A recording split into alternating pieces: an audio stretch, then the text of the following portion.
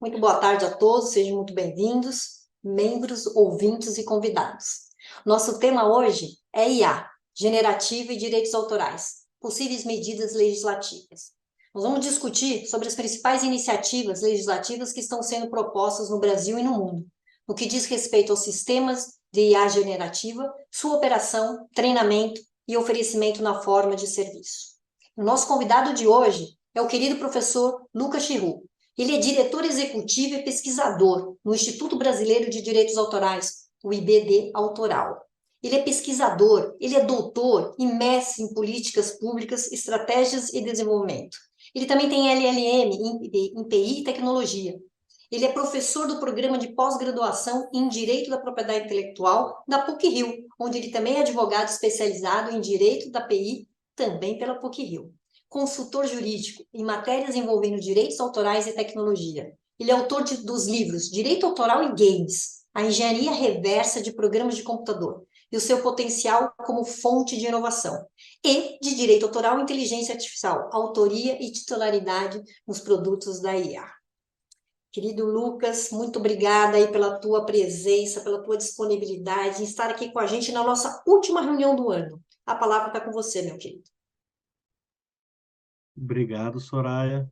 Puxa, muito obrigado pelo convite. Estou bastante feliz e honrado de estar aqui com vocês, ainda mais nesse último encontro para fechar os trabalhos de 2023. Então, muito obrigado pelo convite. E eu posso compartilhar a tela para compartilhar os slides? Pode compartilhar. Então, deixa eu só... Está aparecendo? Está. Ah, perfeito. Perfeito. Obrigado, Soraya. Obrigado a todos os colegas também que estão aqui hoje. E já adianto, estou bastante animado para o pós-apresentação, para a gente conversar, discutir sobre esses temas, que eu acho que a gente está num momento muito legal, quando se fala em direito autoral, né, principalmente, porque a gente está no momento de repensar a legislação, né, e repensar sobre várias perspectivas, né, esse debate de inteligência artificial e direito autoral, ele começou muito com alguns outros casos que não são casos de IA generativa, né? Não são casos como o ChatGPT, o DALL-E, são outros casos mais pontuais, como o NextRebran, e outras experiências, por assim dizer, experimentos, né? Que eram bem pontuais, não eram oferecidos como serviços, e aí já traziam algumas questões para o direito autoral, né? Por exemplo, a questão se haveria ali algum tipo de proteção sobre o produto daquele experimento, sobre o produto daquele projeto, mas ainda era algo realmente que estava tocando a superfície, era algo que estava chegando ali na discussão de direitos autorais. Aí esse tema foi o tema que eu escolhi para minha tese de doutorado em 2015, e na época realmente era tratar desses experimentos mais pontuais, dessas questões jurídicas ali que eram relacionadas a essas experiências. Na época, eu não esperava que a gente ia ter, como a gente tem hoje, né, esses sistemas sendo oferecidos ali em formato de serviços, por assim dizer, que você pode usar, todo mundo pode usar a qualquer momento, né, não precisa ter a capacidade de processamento no teu computador, e isso traz ali algumas complexidades, algumas questões extras, por assim dizer, né, no que diz respeito à discussão de direitos autorais, e em vários aspectos, né? Seja no que diz respeito às obras já existentes e que são utilizadas para treinar esses sistemas, seja no que diz respeito ao produto desse treinamento, né, o produto da operação desses sistemas, e também da relação entre esses provedores, da relação entre os proprietários dos sistemas de IA e consumidores. Então, a gente vai ver que são várias camadas e cada camada tem ali é, a sua, as suas complexidades, as suas questões, e a ideia hoje é a gente falar um pouquinho sobre essas questões e também sobre como essas questões estão sendo enfrentadas no Brasil e também em âmbito internacional, né? E aí, antes de começar, e não qualifica como um merchan, né, porque não tem qualquer tipo de intuito comercial ou lucro da nossa parte nesse sentido, mas é só para compartilhar que lá também tem materiais sobre esse tema, compartilhar um pouquinho sobre o ONDA, que é o projeto, o nosso primeiro projeto, né, com o Instituto, E que a ideia do Onda ali é facilitar realmente a vida do advogado, do pesquisador, do amante do direito autoral, por assim dizer, em acessar um portal em que tem uma busca, de certa forma, simplificada, organizada, que você pode filtrar por diversas categorias, né, e encontrar tudo que é tipo de material sobre direitos autorais. Então, para fins de exemplo, a gente está quase batendo 1.500 decisões judiciais. A gente tem todos do STF, todos do TSE, do TST, salvo engano, também. Do CNDA a gente tem também. E a gente está perto ali de chegar em 2012, eu acho, no STJ. Então, o STJ é o nosso plano ali para o ano que vem, da gente ter todos do STJ também categorizados. E teses, dissertações, outras publicações, né? Então, a gente também queria convidar a todos vocês, quem tiver uma tese, uma dissertação em direitos autorais e tiver interesse em disponibilizar ali publicamente, de novo, né, a ideia é que tudo esteja público, tudo esteja em acesso gratuito, né, para a gente realmente disseminar o conhecimento em direitos autorais. Então, a gente convida vocês como usuários da plataforma, mas também como contribuidores da plataforma. A gente só iniciou o projeto, mas a gente realmente conta com as contribuições dos autores, para quem tiver interesse, compartilhar a obra com a gente e a gente compartilha ali para disseminar esse conhecimento, tá? Então, passando por esse pequeno merchan não comercial, e é importante que a gente traga também um contexto sobre o qual a gente vai discutir essas questões, né? Então, a primeira camada, por assim dizer, no que diz respeito à contextualização, é sobre o que a gente está falando aqui, sobre que tipo de uso de inteligência artificial a gente está falando, né?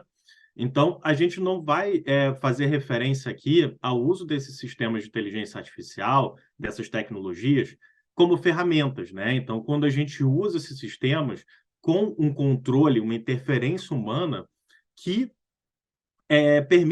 permita caracterizar, né, o uso desse sistema como uma ferramenta, porque eu estou ali, de certa forma, direcionando para um resultado que eu já pré-determinei, eu estou utilizando ali com um controle tamanho em que eu posso determinar, em certo grau, qual vai ser o resultado, né, que vai vir dessa interferência. Então, quando a gente fala, por exemplo, de uma inteligência artificial que tem como objetivo embelezar uma determinada foto, trazer mais definição para uma determinada imagem. Isso, de certa forma, a gente está usando mais como uma ferramenta, né? Então, para esses casos em que eu tenho controle, em que a IA ela tem um papel meramente acessório, né, ou instrumental, a legislação, né, a aplicação da lei não vai mudar muito. Não vai mudar muito, por exemplo, de uma situação que a gente tem uso de outros softwares ou uso de ferramentas manuais, por assim dizer, no controle, né, do autor. A gente vai se preocupar mais com as questões em que existe um baixo grau de previsibilidade nos resultados, em que o papel da IA ele é determinante à definição do conteúdo expressivo daquele determinado produto, né? E aí, por que eu estou chamando de produto também? Porque eu prefiro não chamar o que é gerado por IA de obra, porque pode dar ali, de certa forma, uma indicação que poderia ser protegido. E eu acredito que não. O que é gerado por IA sem uma intervenção humana relevante não deve ser obra protegida, por isso que eu prefiro chamar de produto para não ter nenhuma preconcepção, por assim dizer, de que aquilo pode ser protegido, né? Então, nesses casos em que o ser humano ele não tem um controle no que diz respeito a esse conteúdo expressivo, ao conteúdo da expressão, por assim dizer, criativa, né? Em que isso é determinado pela operação de um sistema e que o ser humano ele trabalha, claro, ele está na cadeia ali, mas ele não foram ali, a gente não pode estabelecer essa relação de causa e efeito entre as suas escolhas criativas e o conteúdo final. Então, é nesses casos que a gente vai estar trazendo a discussão. São esses casos, por exemplo, quando a gente usa um chat GPT ou quando a gente usa um gerador de imagens, como o DALL-E, por exemplo, e a gente traz um prompt bastante genérico, né? Então, eu gosto desse prompt que gerou umas imagens bem engraçadas, mas eu coloco assim, um chihuahua surfando no meio da galáxia em formato de arte digital. Então, a minha contribuição, a minha intervenção, ela foi no âmbito das ideias, né? No âmbito de uma ideia de um chihuahua surfando na galáxia, porque a forma como o sistema desenvolveu essa ideia, processou essas informações e gerou ali 4 alternativas, que é o que o DALL-E faz, ele gerou 4 alternativas absolutamente diferentes uma da outra. Então, o conteúdo expressivo, por assim dizer, né, eu não tive o controle sobre isso. O máximo que eu tive controle é que eu poderia esperar imagens de um chihuahua surfando na galáxia, e só. Então, esse tipo de situação, uma situação em que eu não tenho tanto controle como ser humano, em que o papel da IA é determinante para aquele conteúdo que seria protegido por direito autoral se fosse fruto da expressão humana, né? São nesses casos que a gente vai discutir as questões. E aí, realmente, a gente tem um tempo aqui de exposição de uns 40, 50 minutinhos, e não dá realmente para a gente exaurir uma série de questões que estão sendo levantadas quanto ao tema, e que, inclusive, sequer tem ainda respostas. Então, a gente tem essa série de questões, né? Por exemplo, que começou lá em 2015, 2016, a gente começa a ver algumas publicações já trazendo essas perguntas, se o produto ali de algo em que foi utilizado o sistema de IA, se aquilo pode ser protegido, se seria o direito autoral ali o instituto adequado, né? E aí também essa pergunta, ela leva, acredito eu, de maneira acertada, leva a uma forma da gente repensar ou recuperar, pelo menos, né, informações sobre as justificativas para algo ser protegido pelo direito autoral, né? Então, justificativas tanto teóricas, quando a gente fala das teorias, né, das correntes teóricas em que foi justificada a propriedade intelectual, nas teorias do trabalho, teorias de planejamento social, do utilitarismo e por aí vai, e também se existe alguma justificativa prática para a gente estender ou pensar em uma proteção para esse tipo de produtos, né? E qual seria também as potenciais consequências disso, porque um dos problemas é que a gente vê um hype muito grande em torno da discussão e a gente vê uma associação muito grande entre gerou algo que, se fosse criado por um ser humano, seria protegido, né? Então, gerou algo que poderia ser uma obra de artes visuais, uma obra artística, por assim dizer, gerou uma ilustração. Então, o mero fato de ter gerado uma ilustração, isso nas manchetes, né, muitas vezes aparece como inteligência artificial é capaz de criar artes, como é que fica o direito autoral?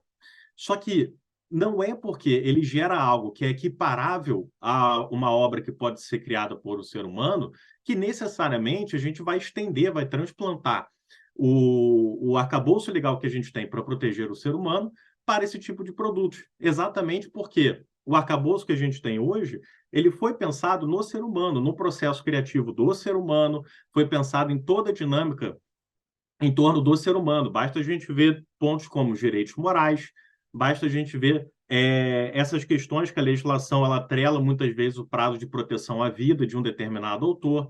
Isso são pequenos pontos que mostram que a legislação ela não é apta para lidar com esse tipo de produto ou com esse potencial novo criador, né?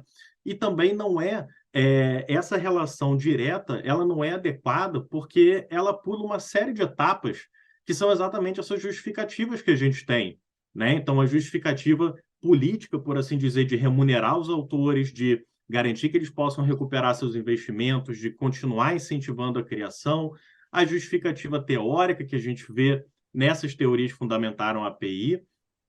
Então, a gente tem uma série de camadas, né, que quando a gente faz essa associação direta, são atropeladas, e que é perigoso a gente tratar nesses termos, porque até o momento não tinha tanto. A gente tem esses projetos, né, que envolvem criação utilizando sistemas de IA, eles existem ali pelo menos desde a década de 70.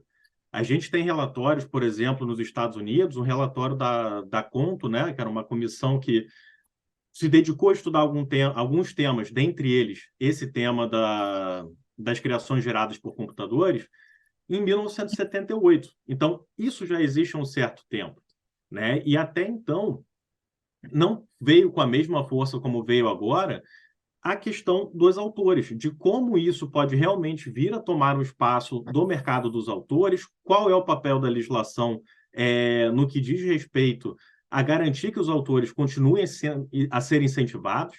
Então, talvez mais do que a pergunta sobre a proteção desses produtos que são gerados por IA, se eles devem ou não ser protegidos, e agora é uma opinião minha, né? A meu ver, não deve ser essa a pergunta que a gente deve fazer agora. Não é esse o papel da legislação autoral que a gente tem hoje. O papel da legislação autoral hoje é incentivar o autor, né? Incentivar a contínua criação e por aí vai. Então, mais importante talvez do que perguntar se a gente pode, se a gente deve proteger esse tipo de produto, é pensar em mecanismos legais para a gente garantir que nesse cenário que a gente tem hoje, em um cenário em que o autor ele está potencialmente sendo substituído ou ele está perdendo o mercado para esse tipo de sistema que é oferecido em formato de serviço, qual é o papel da lei, então? Que mecanismos legais a gente pode ter para permitir o contínuo incentivo desse autor, né? Então,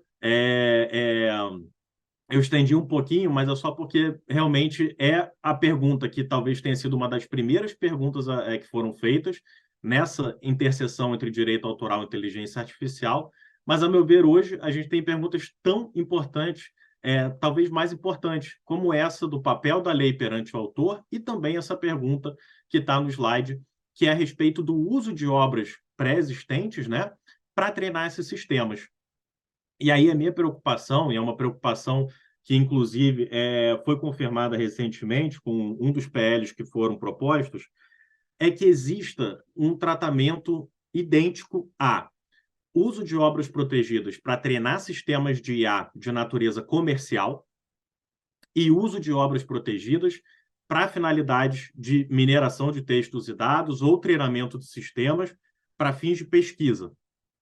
Então, a gente tem essa distinção sendo feita em uma série de legislações em âmbito internacional, mas a gente vê que ainda na literatura, nas discussões, a gente vê que isso, de certa forma, ainda é objeto de muita confusão. Então, essa é uma pergunta que eu acho que vale super a pena a gente desenvolver e também a gente entender, para além da legislação, né, quais são as medidas que esses provedores, que esses proprietários de sistemas de IA têm adotado para lidar com todas essas críticas que estão sendo feitas, né, com todas essas preocupações que estão sendo levantadas no que diz respeito aos autores humanos. Então, e aí, como parte do contexto, e até para a gente endereçar logo aquela primeira pergunta, né, no Brasil, a gente não tem essa possibilidade de proteção desse produto da IA. Não existe porque não existe um autor, né? O autor, de fato, ele não é uma pessoa física. E a nossa legislação deixa bem claro, né? Não só por aqueles tantos outros pontos que a gente falou sobre direitos morais, da proteção estar atrelada ao tempo de vida do autor, não só por isso, mas principalmente pelo artigo 11, que diz claramente, né, que autor é pessoa física criadora. Então, sem autor, não há obra. Então, por isso, a gente não tem, né, esses produtos em que não é possível identificar essa conexão entre uma escolha criativa do ser humano e aquele determinado produto final, a gente não tem proteção, estaria em domínio público. E isso é reforçado, inclusive, né, com o enunciado 670 da Jornada de Direito Civil, que deixa claro que, independente do grau de autonomia do sistema de IA, a condição de autor vai ser sempre do ser humano, sempre restrita a seres humanos, tá? E aí, inclusive, claro, né, eu sou um pouco imparcial no que diz respeito ao enunciado, porque fui eu que propus, mas a ideia é realmente reforçar o que já está na nossa lei e também o que a gente tem na literatura, principalmente na nossa literatura, né? Então, qual é o problema, né? E por que eu preferi que a gente conversasse hoje especificamente sobre IA generativa? Porque a gente tem uma série, quando a gente fala de IA, geralmente a gente fala de a inteligência artificial, né? Mas inteligência artificial é como se fosse um campo ali que pega conhecimentos da ciência da computação, da matemática, da estatística e por aí vai.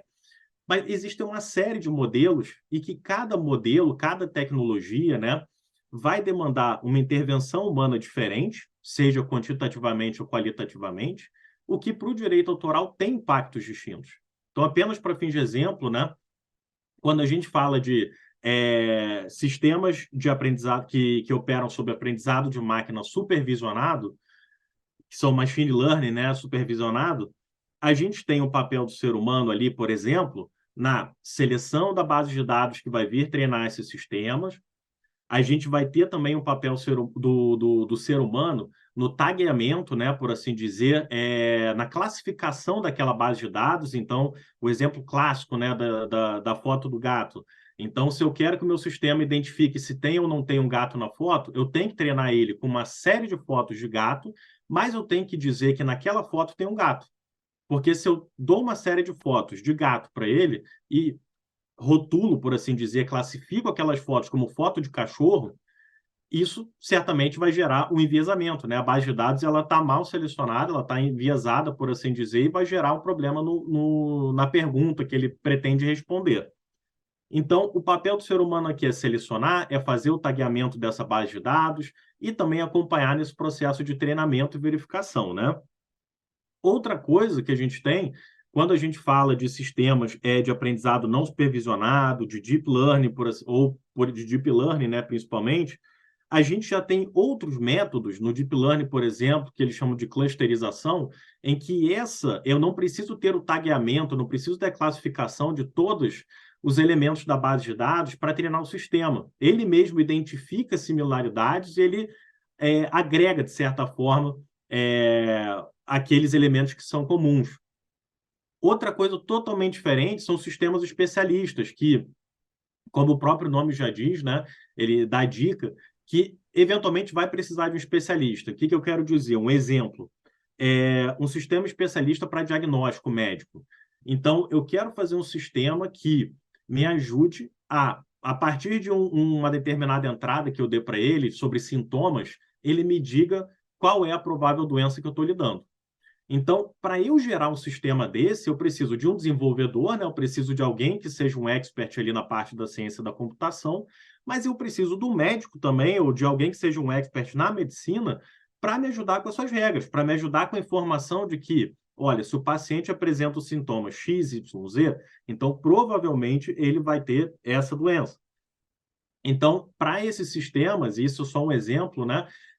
Eu preciso desse técnico da ciência da computação para transformar esse conhecimento do expert, do especialista, em algo computável, por assim dizer, e que vai operacionalizar o uso desse sistema, que também está dentro do grande campo do sistema de IA. Então, vejam que só nesses 2, 3 exemplos, a gente tem atuações do ser humano que são diferentes, que podem ser consideradas criativas ou não, e a gente tem também a forma como essas tecnologias operam também é distinta.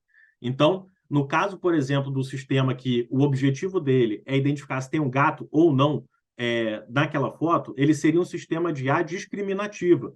Ele vai dizer se existe ou não existe um gato ali na foto, ele vai dizer se algo está ali ou não está.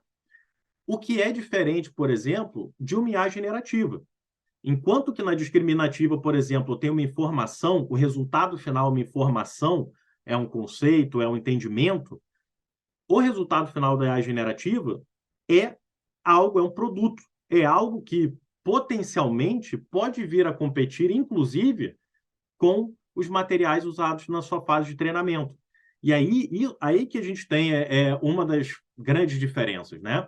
Se eu uso inteligência artificial e a treino utilizando obras protegidas, né?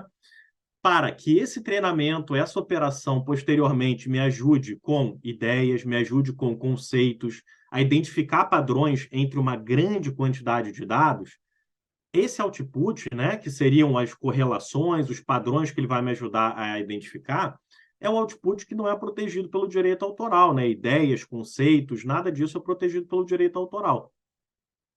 Mas quando eu falo da IA generativa, a situação é outra. O output que eu vou ter do treinamento, inclusive com obras protegidas, é algo, vai ser uma foto, vai ser uma ilustração, vai ser algo que pode sim concorrer diretamente com o que foi usado para o treinamento. E por isso que essa discussão hoje, né, ela também afeta uma discussão que já tinha começado lá por 2018 e que é de fundamental importância a gente trazer a distinção, que é a discussão sobre mineração de textos e dados. Tá? Inclusive, hoje, essa limitação para fins de texto, de mineração de textos e dados, ela faz parte do PL da inteligência artificial que a gente tem no Senado, né? E ali o conceito de mineração de textos e dados deixa muito claro, né, qual é o objetivo da mineração de textos e dados. É um processo de extração e análise de grande quantidade de dados em que eu extraio dali padrões, correlações, conceitos mais abstratos, por assim dizer. Eu não tenho como objetivo na mineração de textos e dados reproduzir nenhuma das obras usadas no treinamento. E por que é feita essa relação, né? Porque a mineração de textos e dados, ela faz parte, muitas vezes, do processo de treinamento de uma IA. Por isso que quando a gente fala de mineração de textos e dados, ou TDM, a gente está falando provavelmente, de treinamento do sistema de IA. E aqui deixa muito claro, se eu tenho um grande volume de dados, e por dados eu posso estar falando, por exemplo, de obras protegidas, né? Então eu tenho um banco de dados com 1 milhão de livros. O processo de mineração de dados pode me ajudar, por exemplo, a entender se dentro daquela minha base de dados com 1 milhão de livros, quantas vezes a expressão Albert Einstein aparece. Então, ela vai me ajudar nesse sentido, de falar, olha, Albert Einstein aparece 23 vezes nessa base de dados com 1 milhão de livros. Ele não está reproduzindo nenhum trecho, não está reproduzindo nenhum livro por inteiro, não está interferindo na exploração normal da obra. Ele está me dando um conhecimento que é extraído daquela grande quantidade de obras, sem me dar necessariamente um trecho ou um pedaço da obra que vai, por exemplo, me deixar, me desmotivar de comprar a obra original, por assim dizer. Então, quando eu falo dessa extração de padrões e correlações e por aí vai, isso foi muito útil, por exemplo, na época da pandemia, no auge da pandemia, né? Quando a gente tinha uma situação em que eu fui procurar no Med Archives, que é um repositório aberto de artigos científicos de medicina, e do dia que foi identificada a pandemia até exatamente um ano depois, foram publicados mais de 12 mil artigos científicos naquele repositório. Então, não há ser humano, principalmente os que estavam trabalhando na linha de frente, que pudesse ler os 12 mil artigos. Então, por que era importante a gente ter a mineração de textos e dados? Né? Para que a gente pudesse ter uma leitura automatizada de todos os artigos. E, de novo, não é uma leitura no sentido de extrair o gozo da obra, mas sim uma leitura no sentido de pegar aquele monte de texto e tentar achar correlações, ou seja, substâncias ou algum tipo de formulação que era comumente feita ao longo dos artigos, identificar esses padrões que poderiam ajudar a gente no desenvolvimento de medicamentos, de vacina e de outros métodos que eram necessários. Então, é uma leitura, e é o que a gente vê na literatura, né, que eles chamam, de um uso não expressivo das obras. Essa leitura automatizada, esse uso automatizado, é comumente chamado de uso não expressivo, porque não é o uso, por exemplo, que vai concorrer com o fato de alguém baixar o artigo e ler, ou de que vai evitar que alguém, por exemplo, vá até a editora, pague o valor pelo artigo, baixe o artigo e leia. Não é esse tipo de uso, não existe um ser humano que tenha acesso, né, e faça a leitura de um por um. É realmente uma extração de dados desse grande conjunto. Então, é um uso que não é o uso que foi antecipado pelo autor, e não é o uso que ele vai competir também com o que o autor espera que seja feito da sua obra. E exatamente por eu estar extraindo padrões, extraindo informações, esse uso final, ele não diz respeito à expressão da obra, ele diz respeito ali àqueles padrões que podem ser identificados daquele grande conjunto. Por isso que é um uso não expressivo. E por isso que a gente vê na literatura, inclusive, muita gente falando que isso sequer deveria ser discutido dentro do direito autoral, porque é um uso que não interessa ao direito autoral. Tá? Mas, de novo, isso é diferente do que a gente vê na AI generativa. Tá? E aí, na nossa limitação, e o que eu achei muito bacana é que a limitação ela foi escrita ali no escopo da Sejusbia, né, da comissão de juristas que foi convocada pelo Senado. E naquela época não tinha explodido ainda o ChatGPT, não tinha explodido ainda esses sistemas de IA generativo. Ainda assim, a limitação ela se mostra bastante adequada para a nossa preocupação de hoje. Por quê? Primeiro, ela fala que esse uso automático, né, esse uso não expressivo que a gente estava falando, ele é limitado a organizações de inquestionável interesse público. Então, organizações e instituições de pesquisa, jornalismo, museus, arquivos e bibliotecas. Então, ele já estabelece um primeiro filtro. Só esses podem utilizar. E aí, jornalismo está ali, isso a gente avança ali quando comparado a outras legislações, no que diz respeito às fake news, a detecção de fake news e por aí vai. Então, a gente tem ali um avanço quando a gente compara com outras legislações nesse mesmo sentido, né? Então, o primeiro filtro é esse. Só essas organizações podem fazer isso. E depois a gente tem uma certa regra de 3 passos, né? Ela, de certa forma, está escondidinha ali nos incisos seguintes, mas que basicamente falam o seguinte: olha, esse tipo de treinamento pode ser feito desde que não tenha como objetivo reproduzir a obra, não vai afetar de maneira justificada os interesses do titular e nem concorrer com a exploração das obras que foram utilizadas no treinamento. Então, toda essa preocupação que é levantada hoje com a IA generativa, que é essa tomada ali do pedaço do mercado dos autores por, inclusive, agentes comerciais, essa preocupação ela já é endereçada aqui. E porque essa limitação ela tem o objetivo único, pesquisa. É pesquisa e questões, claro, né, direcionadas ali, outras questões relacionadas ao interesse público, mas principalmente pesquisa. E isso porque o Brasil hoje ele figura entre um dos piores países no que diz respeito a limitações de pesquisa, né? Então, quando a gente para fazer uma análise global da flexibilidade da legislação autoral dos países no que diz respeito a usos para fins de pesquisa, e claro, muitas vezes pesquisa não comercial, né, pesquisa mesmo, é claro, pesquisa comercial também é pesquisa, mas é essa pesquisa que a gente que está muito claro que não vai concorrer e que não tem interesse comercial por trás. Então, a gente vê que no sul global, e principalmente na América Latina e na África, existe um cenário muito ruim.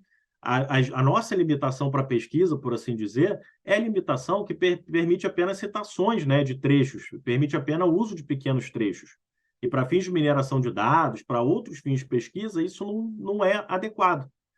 E aí a gente vê também uma coincidência, entre muitas aspas, né, em que países que são tecnologicamente desenvolvidos e atualmente economicamente desenvolvidos, eles têm uma legislação muito mais flexível e que permite muito mais usos para fins de pesquisa. Então, basta olhar para os Estados Unidos, Japão, uma série de países da Europa que, muitas vezes, né, boa parte desses países em laranja, eles têm uma restrição quanto ao tipo de obra que é utilizada para pesquisa.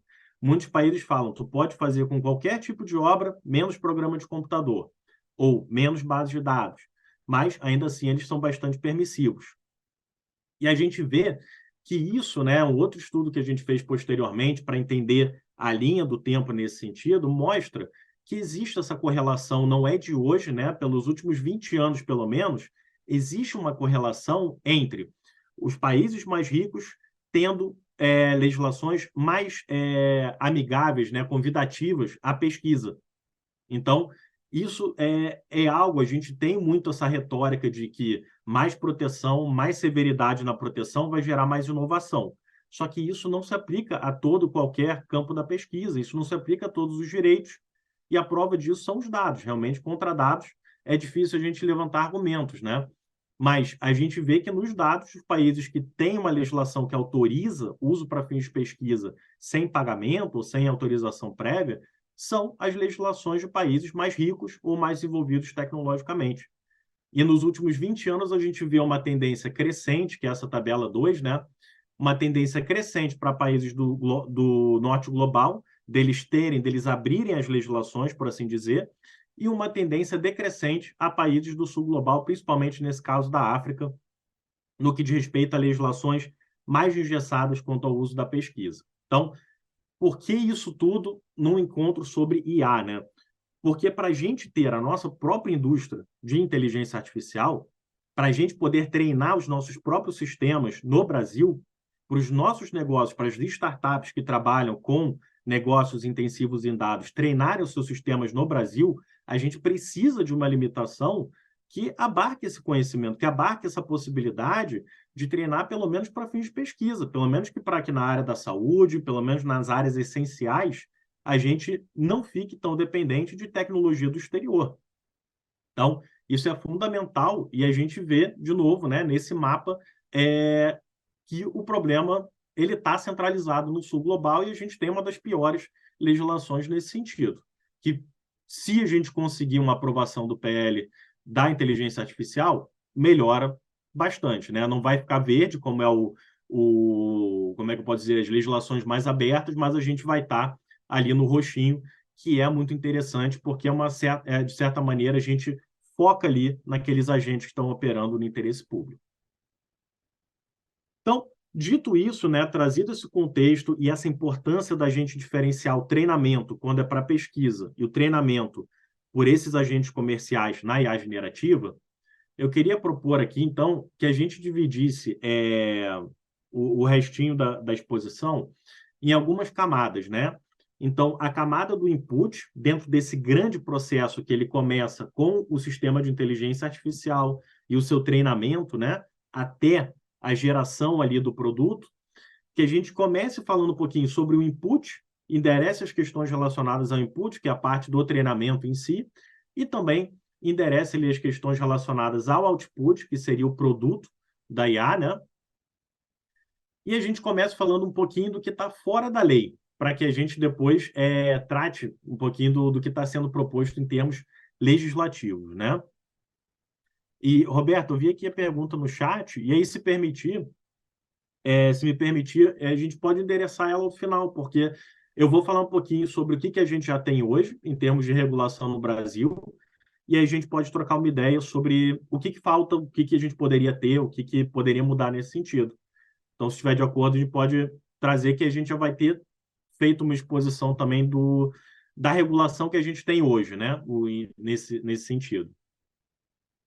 Então, basicamente, né, em termos, quando a gente fala não legislativos, a gente já vê uma movimentação das empresas de forma a tentar endereçar esse pleito dos autores, alguns desses pleitos, né? Um deles, poxa, minhas obras estão sendo utilizadas por esses sistemas como o ChatGPT ou outras IA generativas, né? Opa. Outras IA generativas, né? E eu não recebi nada por isso. Então, eventualmente, esses sistemas, esses proprietários estão comercializando, por exemplo, o acesso a esses serviços, estão comercializando o uso desses sistemas de IA que foram treinados com as minhas obras. E onde é que está meu dinheiro? Onde é que estão meus direitos, né? Então, alguns desses proprietários, eles já estão criando, por exemplo, fundos de remuneração aos autores cujas obras foram utilizadas para fins de treinamento.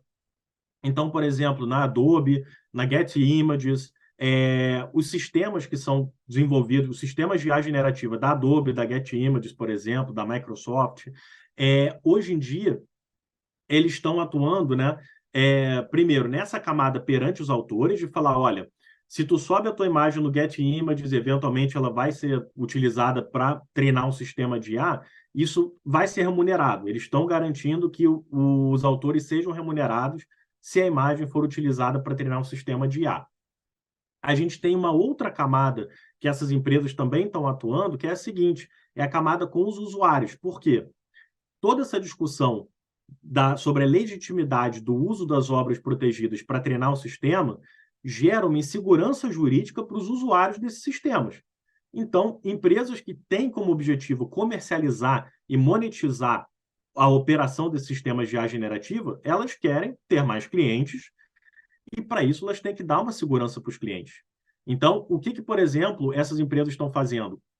Garantindo que agora as novas versões das suas IA generativas só são treinadas com obras licenciadas. Então, por exemplo, vamos pegar o caso caso hipotético, tá?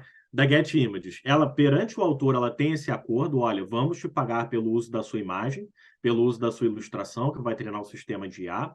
Perante o cliente, ela se vale desse compliance, por assim dizer, para falar, olha, o nosso sistema ele é totalmente seguro, porque ele só foi treinado com imagens licenciadas ou imagens de domínio público. Então, isso gera também um valor, por assim dizer, reputacional para essas empresas, quando elas oferecem um sistema que seria um sistema legalmente seguro. Elas estão fazendo referência a esses termos, né? Legalmente seguro, commercially safe, e por aí vai. Então, inclusive, a Microsoft ela vai além e fala, olha, a gente cobre as suas despesas judiciais se você eventualmente for processado por alguma violação de direito autoral ao utilizar o nosso produto. Porque uma das questões era, beleza, se foi treinado com obras que não o autorizaram, o que vai acontecer então ali no final, né? Se gerar algum tipo de reprodução de alguma obra utilizada no material de treinamento, algo nesse sentido, gera uma insegurança jurídica que as empresas também estão tentando endereçar. Ainda, as empresas estão tentando endereçar uma outra reclamação que é algum desses sistemas, como o caso do ChatGPT, eles têm os web crawlers, né? Eles têm os bots. E esses bots, eles, de certa forma, eles vão varrendo alguns websites para captar o conteúdo daquele website e passar a treinar os sistemas com o conteúdo disponibilizado no website. Só que são bots automatizados, né? Então, não é uma pessoa que vai dar um Ctrl+C, Ctrl+V no conteúdo do Globo.com. São bots que visitam os sites, extraem conteúdo dali que vai ajudar a treinar o sistema.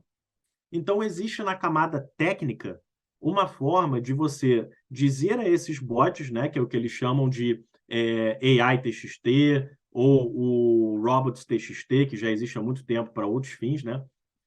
Mas uma forma de você dizer para esses bots que a varredura, a cópia de conteúdo daquele site não é autorizada. Então, aquilo está na camada técnica, né? Os bots conseguem ler, por assim dizer, que não é autorizado você utilizar conteúdo daquele site para isso. Então, a gente tem alternativas da própria indústria, né? A OpenAI, ela deu ali as instruções de como bloquear o bot dela.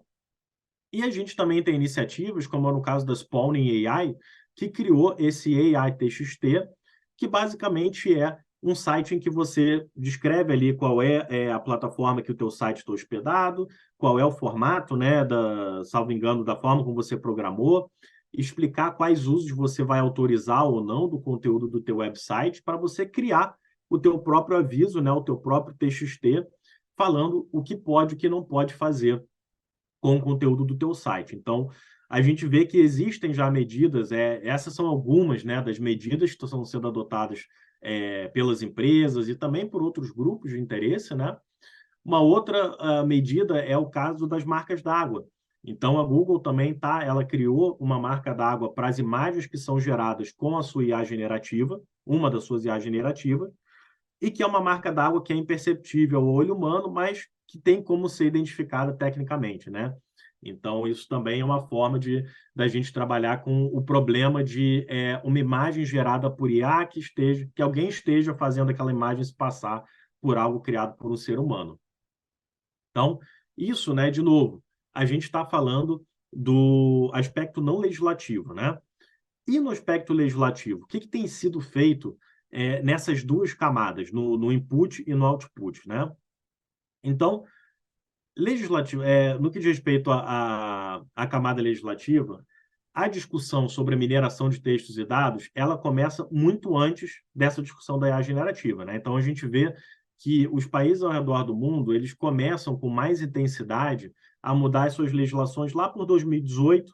Essa discussão começa a crescer em 2018, né?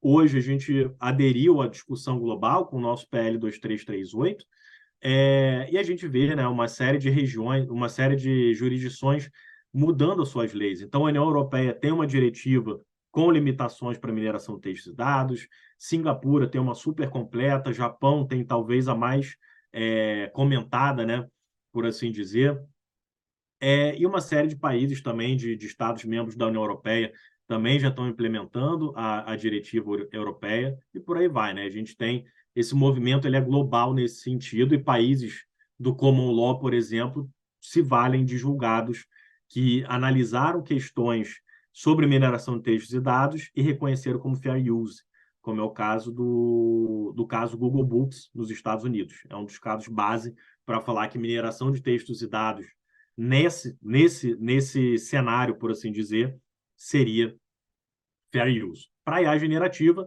a discussão, de novo, é outra, e esses outros casos que estão sendo judicializados nos Estados Unidos agora podem ajudar a explicar um pouquinho melhor se o treinamento de IA generativa por esses agentes comerciais, se também é fair use ou não. Então, é algo que a gente está com uma expectativa bem grande para ver o que vai dar. Isso em termos globais, né? Então, a gente vê... E no Brasil, o que a gente tem? Do lado do input, como eu falei, a gente tem o PL da IA, o artigo 42 ali, que fala sobre essa limitação para mineração de textos e dados. E a gente tem também um outro PL, que é o PL 4025, que ele traz algumas questões, né?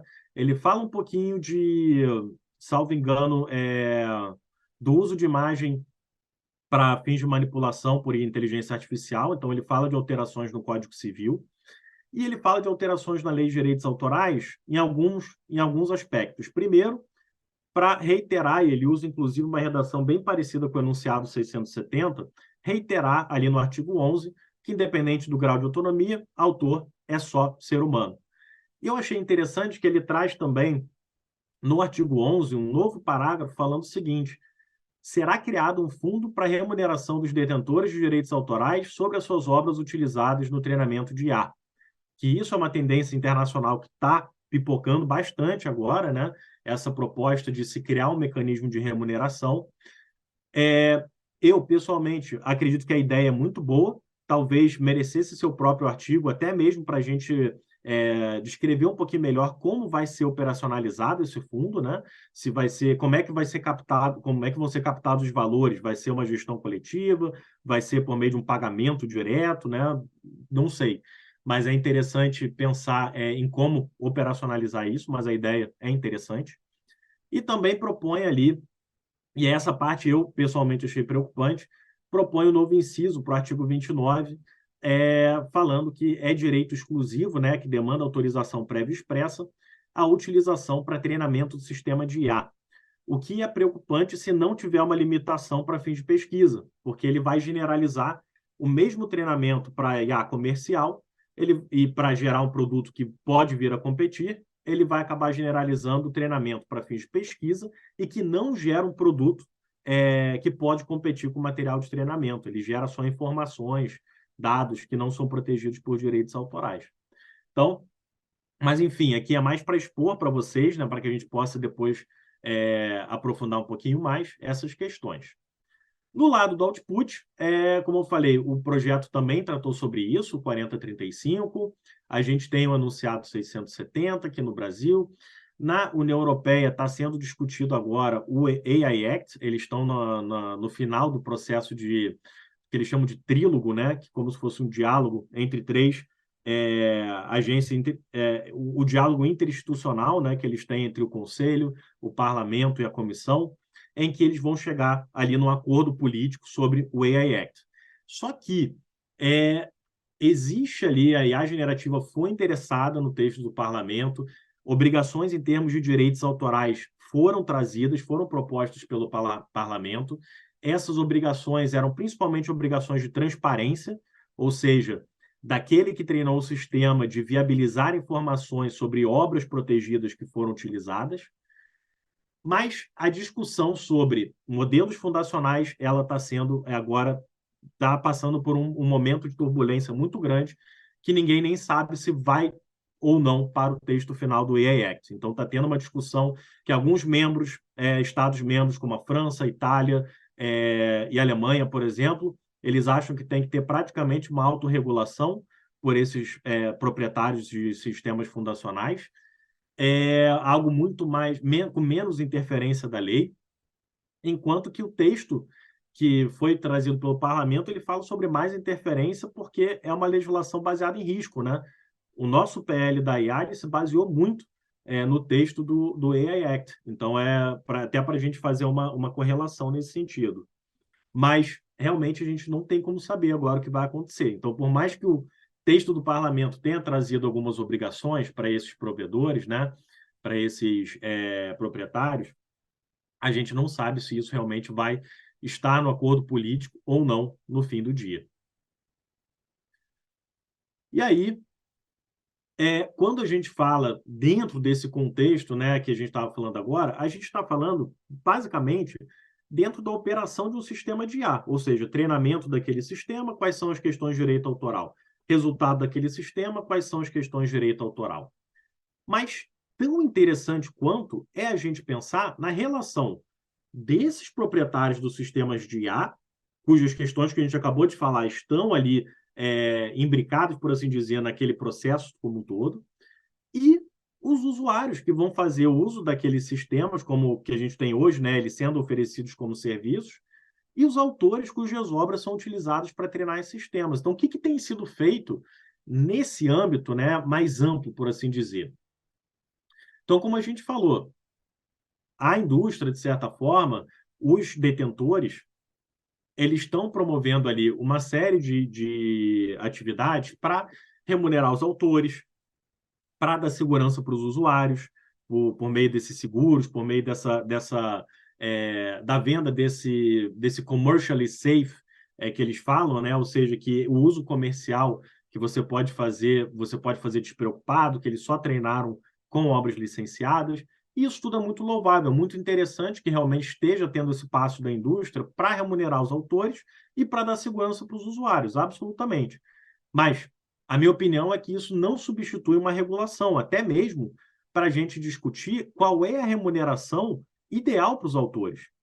Porque se a definição da remuneração que vai ser paga for algo unilateral, claro que vai beneficiar principalmente os interesses da parte que definiu aquela remuneração.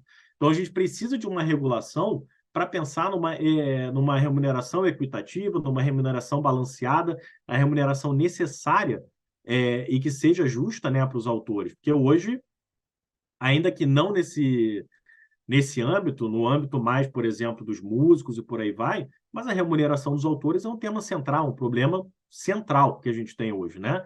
Então, até mesmo para a gente evitar reproduzir esse problema para essa nova discussão, é já pensar desde pronto de mecanismos regulatórios para garantir que os autores vão ser remunerados de forma justa, equitativa, né? E isso tem sido proposto, de novo, de várias maneiras. Então, a gente tem um projeto de lei na França que propõe ali uma forma de gestão coletiva para fins que concentra em uma sociedade a arrecadação desses valores. A gente tem estudos também que propõem outras formas no qual essa remuneração pode vir, né? Propõe, por exemplo, um fundo para os autores em que não necessariamente funcionaria como uma gestão coletiva, com a distribuição individual ali, a distribuição para os autores, né?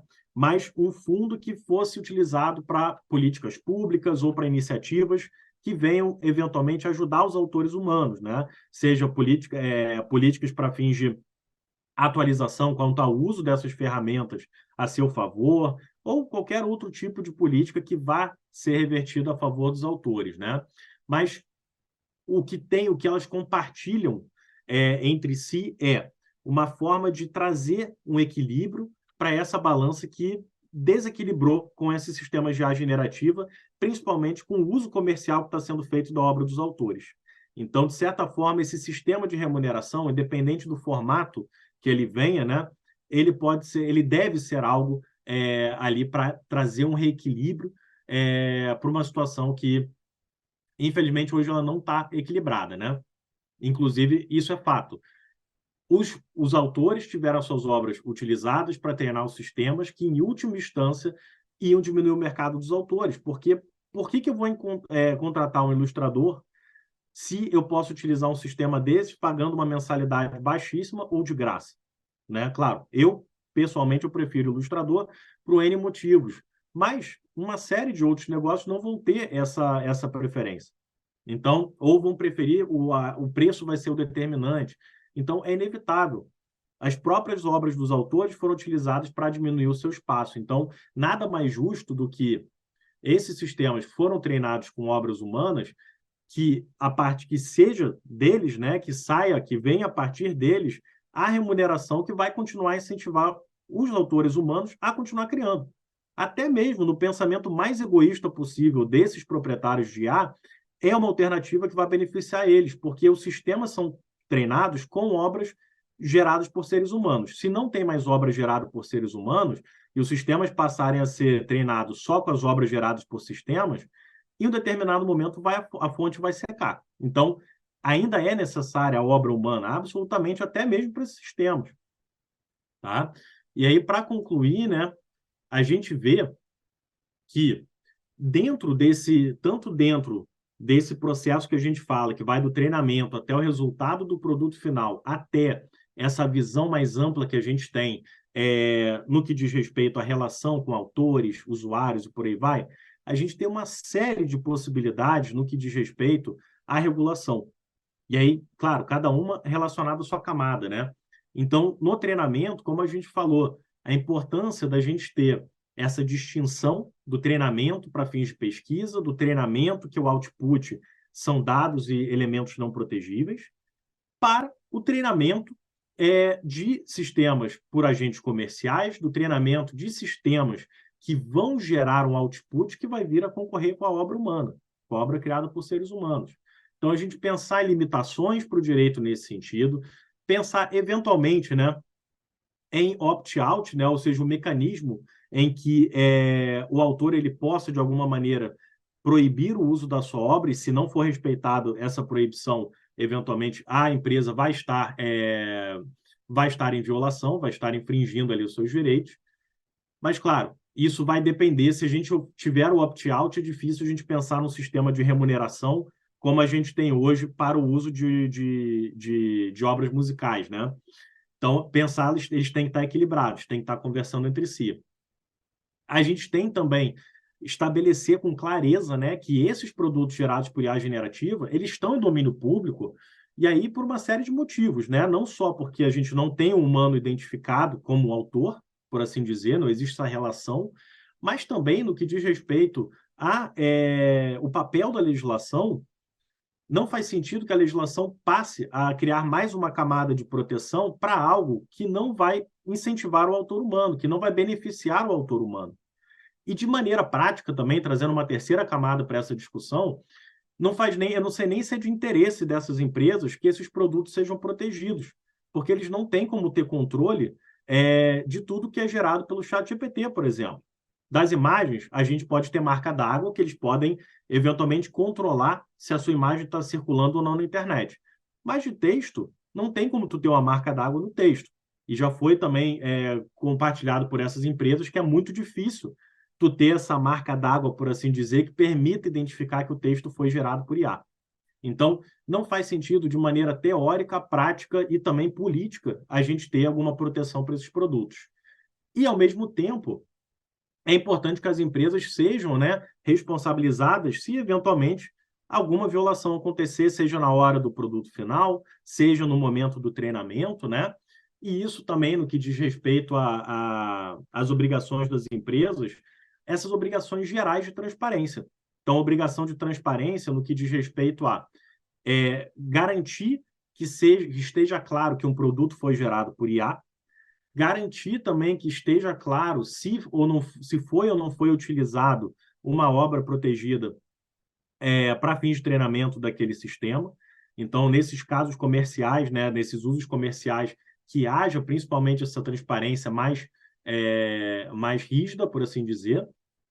E nesse âmbito geral, como eu comentei, é importante, sim, a gente pensar num sistema de remuneração baseado na lei, que a gente tenha em lei um sistema de remuneração para os autores, e de maneira que a gente pense também em políticas públicas para viabilizar formas dos autores compensarem, de alguma maneira, essa perda dessa fatia de mercado para esses sistemas de IA generativa. E, claro, sem prejuízo dessas medidas legislativas, né, todas aquelas ferramentas que eu compartilhei nos primeiros slides são ferramentas que podem ajudar os autores, seja a controlar o uso de suas obras, a controlar o conteúdo dos seus websites, deixar claro qual é o uso que eles autorizam ou não, até para que, se eles queiram proibir, eles possam também ter uma barganha para negociar valores pelo eventual uso, né? Então, vou parar de tagarelar um pouco, já falei bastante, e eu adoraria também ouvir a opinião de vocês, os pensamentos de vocês, e como a gente pode lidar com esses novos fenômenos, né, da IA generativa, e como eles estão impactando ali os autores e os titulares. Tá bom? Obrigado pela paciência de vocês, agora no final do dia de trabalho, de me aguentarem por 50 minutos. A gente que agradece você, Luca, você que está no fuso horário para frente, um horário muito mais complicado para estar trabalhando e nos ajudando, né? A aprender um pouco mais. Brilhante, né? O Lucas é sempre espetacular ouvir ele, ainda mais num tema que ele domina muito, né? Pessoal, aproveitem que o professor Luca está aqui, tá? Trouxe muitas informações. A gente vai precisar de um tempo para assimilar tudo isso, Luca. Se É, você foi puder meio depois denso. me mandar a sua apresentação, isso ajuda bastante, viu? Posso. Porque aqui é uma comissão da OAB, então a gente tenta fazer com que eles estudem. Não, e também tem muito. Eu acho que realmente o conteúdo foi muito denso, porque são várias coisas que cada item, né, teria. A gente teria algumas horas ali para conversar, então eu já preparei o slide aqui, os slides com os links e tudo mais, que aí eu acho que é Maravilha. legal para acessar. Me manda porque só vai receber e eles sabem quem compareceu à reunião. Eu não sei se você acompanha aí as redes da Liga, mas eles criam conteúdo o ano inteiro. Aqueles webinários bacanas, Sim. é dos membros aqui da comissão. A gente divide todo mundo em trios, né? Porque é tanta gente, uma doideira. E eles Uhum. me deixam maluca, né? Eles entram aqui com o áudio aberto, a gente passa vergonha, né, na gravação, mas é assim mesmo, né? Não, eu adoro Bom, já temos trabalhar dois nisso. aí, duas pessoas com a mão levantada. Vou dar a palavra para a Débora Vicente. Pode abrir o seu áudio e fazer sua. Acho que a Débora também está no fuso horário. Acho que ela também está no exterior, né, Débora? Exato, por isso que eu vou falar aqui só por áudio mesmo, peço desculpas, que eu já tô quase indo dormir aqui, mas não posso deixar de aproveitar a presença do Luca para fazer. Eu tenho 3 perguntas, na verdade, mas se fugir um pouco do tempo, fica à vontade para a gente falar depois. A minha primeira pergunta seria em relação à responsabilidade objetiva. Pelo que eu vi ali na proposta de lei, a responsabilidade objetiva ela seria a regra, e isso vai muito, enfim, na onda com o entendimento de direito e economia no mundo todo, então acho que a gente não tem nenhum problema em relação a esse entendimento que seria de fato o melhor caminho. Todavia, como a gente sabe, essa é uma grande discussão ali em tribunais e em casos e etc. Então, eu queria saber a sua opinião em relação se a própria lei já prevê alguma exceção ou se você enxerga alguma brecha, enfim, como que essa exceção poderia funcionar na prática? A minha segunda pergunta, não sei se você quer que eu possa falar todas elas ou você quer ir me parando, tá. A segunda pergunta seria em relação a como a gente pode prevenir esses bias, Luca. No caso, o legislador, eu entendo que existe muita forma da gente prevenir já pela legislação, todavia o bias ele é uma coisa que muda muito, porque ele depende muito dos dados que estão sendo minerados, e eu acho que isso também é muito relacionado com a responsabilidade objetiva que a gente falou anteriormente. Então, como que a gente pode equilibrar isso, né? Ser eficiente e suficiente na prevenção de bias e fazer, de fato, uma legislação suficiente e efetiva, mas, ao mesmo tempo, não brecar, né? Não brecar essa atividade econômica. E a terceira pergunta é mais, na verdade, um pedido de, talvez, artigos sobre o tema para que eu possa ler, porque confesso que quando você falou no final sobre o sistema de remuneração dos autores, que ele estaria desequilibrado por conta da inteligência artificial, eu entendo que existe sim como eu posso dizer, uma lógica, né, por trás disso, né, vamos colocar assim. Todavia, quando você me trouxe isso, me veio na cabeça se existem já bastante estudo, digamos assim, suficiente sobre esse tema, com estatísticas que já provem isso e etc. Porque eu tenho ciência, por exemplo, que o professor Christoph Jaeger, da Luiz Guido, ele trabalha muito com isso, e ele tem alguns artigos publicados, mas eu confesso que eu ainda não peguei nenhum artigo dele que faça uma análise empírica, né? Ele faz uma análise de literatura e etc., mas aí talvez você tenha, enfim, alguns autores para recomendar. Muito obrigada, Luca, foi maravilhosa a exposição, e muito boa noite e boa tarde para todo mundo que está no Brasil. Obrigado, Débora. Poxa, obrigado pelas perguntas. É, já adianto que não vou conseguir dar uma resposta concreta para algumas delas, tá? Mas é realmente por uma limitação minha, do meu background. Mas, por exemplo, essa da responsabilidade civil, e aí começam as minhas limitações, né? Por não ser um expert em responsabilidade civil, talvez eu não tenha ainda uma opinião concreta em termos de qual seria o melhor modelo, né?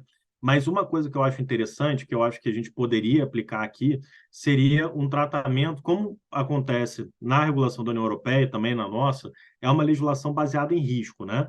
Então, a gente tem sistemas e sistemas. Sistemas que são considerados de alto risco, eles têm um tratamento diferenciado para sistemas de baixo risco, e a gente poderia pensar também, como eles estão fazendo na União Europeia, eles têm uma certa exceção quando a gente está falando de modelos que trabalham com modelos abertos, né? Modelos em código aberto, talvez até mesmo pela natureza de como essa comunidade opera colaborativa, pela questão não comercial, que deixa muito claro que são modelos ali que não são colocados no mercado para fins comerciais. Então, a gente vê que existe, para esse tipo de modelos, né, para fins de pesquisa também, existe um tratamento diferente. Então, acho que a gente poderia pensar nesse sentido, da finalidade, né? Então, se eu estou fazendo para finalidade de pesquisa dentro da universidade, ou modelos que eu não pretendo colocar no mercado, que, de novo, são para essa finalidade estrita de pesquisa, então faz sentido que eu tenha, sim, um tratamento diferenciado em termos de responsabilidade, até por conta da extensão que esse produto vai ter, né? Ele não vai chegar no mercado, ele está sendo utilizado para fins específicos e fins que não são comerciais. Então, quanto à responsabilidade, eu acho interessante a gente ter essa distinção, né, de acordo com o grau de risco, mas também de acordo com a finalidade, até mesmo, como tu falou, para a gente não impedir a inovação, né? Então, se a gente regula de uma maneira estrita e todo mundo, seja da pequena startup até a grande plataforma, da mesma maneira, a gente pode trazer tantas obrigações legais para as pequenas startups e universidades, por aí vai, que vai inviabilizar o negócio, a pesquisa como um todo. Quanto à questão do bias, e aí eu acho que entra um outro ponto que eu não comentei na apresentação, mas que eu acho fundamental, é que toda essa discussão, né, de regulação que a gente está falando hoje, ela é uma discussão que, pela sua própria natureza, ela é inter e multidisciplinar. Então, a gente não consegue, e aí, de novo, as formas, né, o mecanismo para a gente evitar o bias ou diminuir o bias, eu realmente não sei muitos deles, né, porque me falta o conhecimento técnico de desenvolvedor para isso. Então, uma coisa que eu não falei, mas que é fundamental, é que essa discussão, por mais que a gente esteja falando de regulação, ela necessariamente tem que trazer os técnicos da ciência da computação, da estatística e por aí vai. Então, uma das maneiras que a gente pode evitar esse bias, né, e aí, às vezes, o bias acontece porque os dados são desatualizados, não tem muitos dados e por aí vai. Então, um movimento similar que a gente vê na União Europeia, por exemplo, que eles estão falando dos data spaces, ou eles falam também da European Open Science Cloud, que são grandes infraestruturas, né, que eles viabilizam interoperabilidade técnica e legal, inclusive, às vezes, para o compartilhamento de dados dentro do mercado europeu.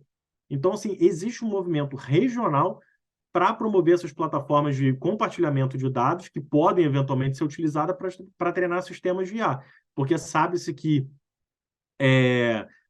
essa maior disponibilidade de dados eventualmente pode ajudar também a corrigir a questão dos bias. Mas, de novo, é só um fator, e eu estou falando aqui de formado em direito sobre uma questão técnica, né? Então, todos os grãos possíveis. Mas no sentido da gente pensar em algo parecido, né? A gente, claro, sempre, e isso tudo sempre respeitado os direitos de TI, segredos de negócio, por aí vai. Então, a gente pensar em formatos nesse sentido também para viabilizar essa circulação de dados que vão ajudar, né?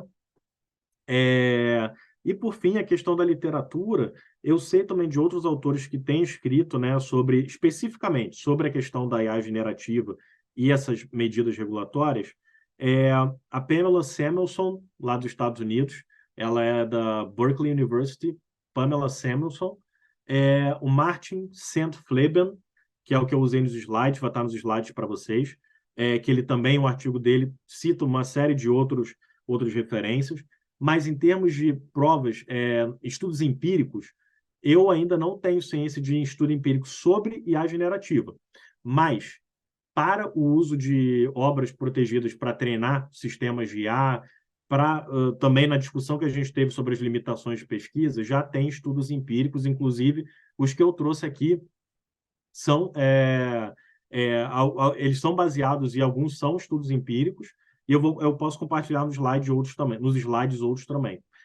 E de IA generativa especificamente eu não sei ainda, tá? Mas das outras questões que estão fundamentando as discussões de IA generativa, a gente tem alguns. E eu compartilho com vocês nos slides também. Muito bom. O Plínio baixou a mão, então nós vamos para o Matheus Brito.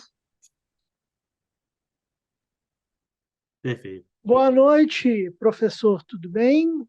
Boa Como noite, disse, Matheus. meu nome é Matheus. Eu gostaria de propor ao senhor um pensamento um pouquinho fora desse ambiente meramente comercial, que é o ambiente educacional.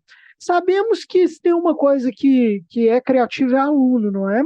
E o nosso sistema educacional ele se baseia muito em trabalhos de desenvolvimento de ideias, e o uso da IA generativa por aluno já é uma realidade, especialmente em graduação. Mestrado e doutorado talvez um pouco menos, porque exige um grau de autoria maior.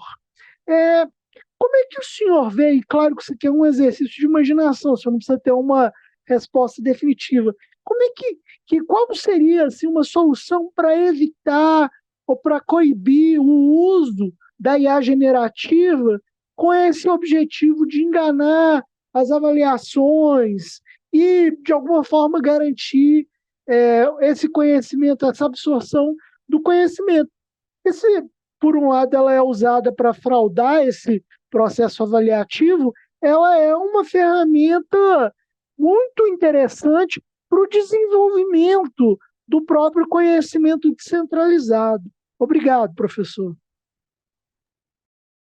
Obrigado, Matheus. Poxa, excelente pergunta. E eu vou amar também quando a gente tiver uma solução para isso, que, como tu falou, a gente vê isso está sendo adotado cada vez mais.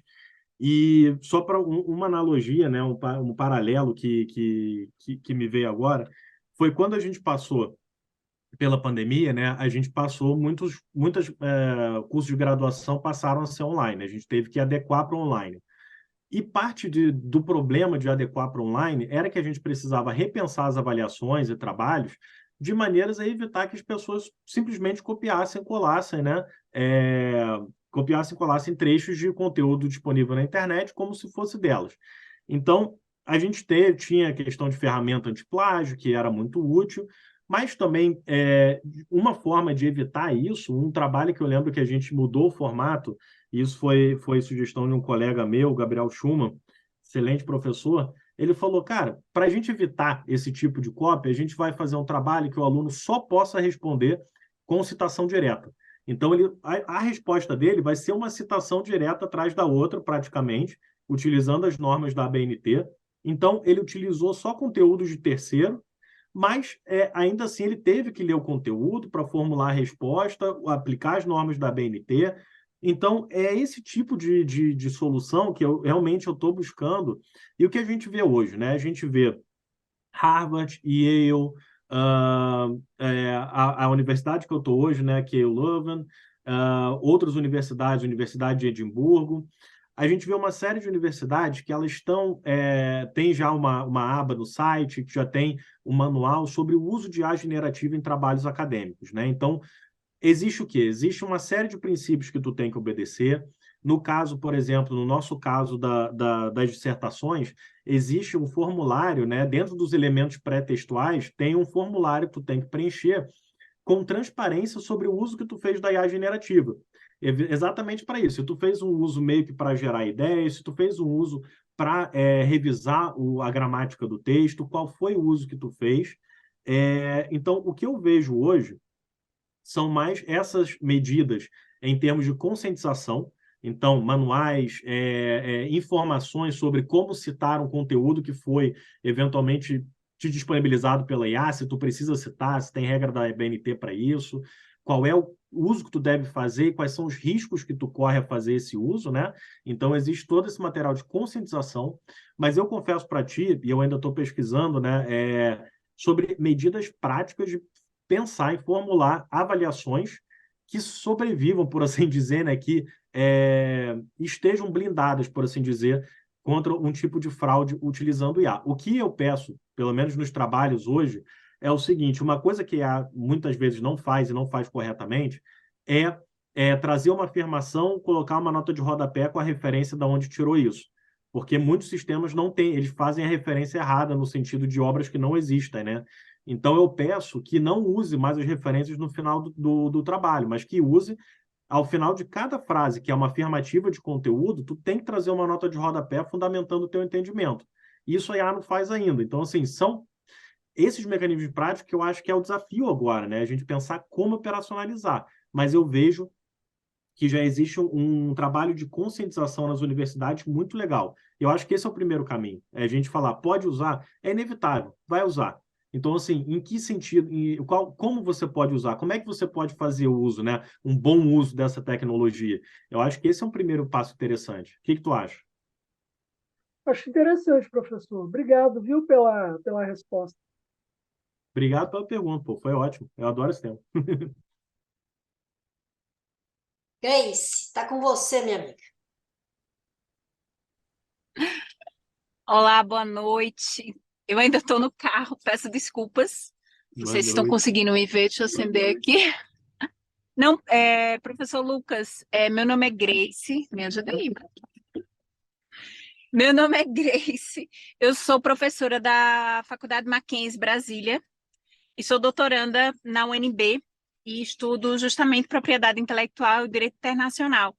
Adorei a sua apresentação, eu até pedi a Soraya para que posteriormente pudesse compartilhar a apresentação, que infelizmente hoje eu tô assistindo pelo celular, então assim, eu não consegui acompanhar os slides, não aparecia aqui no meu celular, enfim.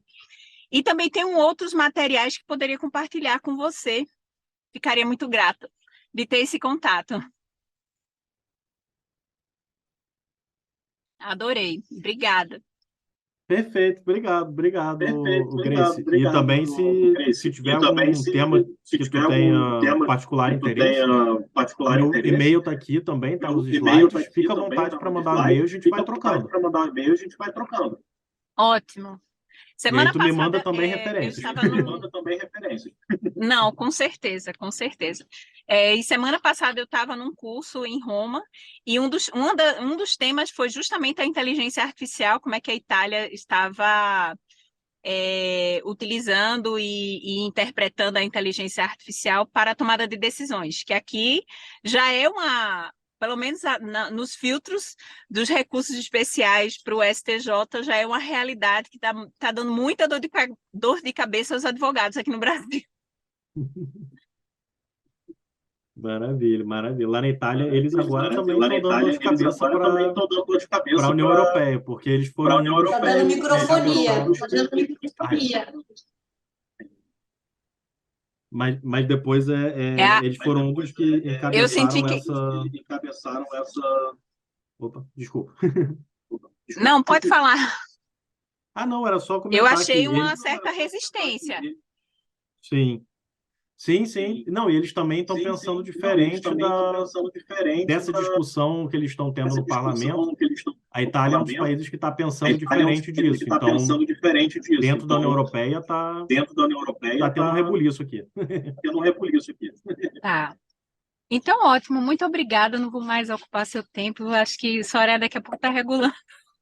Já estou fazendo os encerramentos. Eu acho que o Luca você está com 2 áudios abertos, Luca, porque estava dando microfonia. Obrigada, Grace. Depois eu te mando lá o contato do professor. Muito bem, pessoal. Eu acho que ninguém mais tem perguntas. O professor já está exaurido. A apresentação foi densa. A gente vai refletir bastante, porque esse agora... O futuro está aí, o futuro está no presente, né? A gente tem que agora aprender a lidar com isso. Na reunião de setembro, a gente justamente trouxe o tema da ética da IA nos trabalhos acadêmicos. Hoje a gente trouxe as Perfeito. legislações, as medidas que estão sendo tomadas.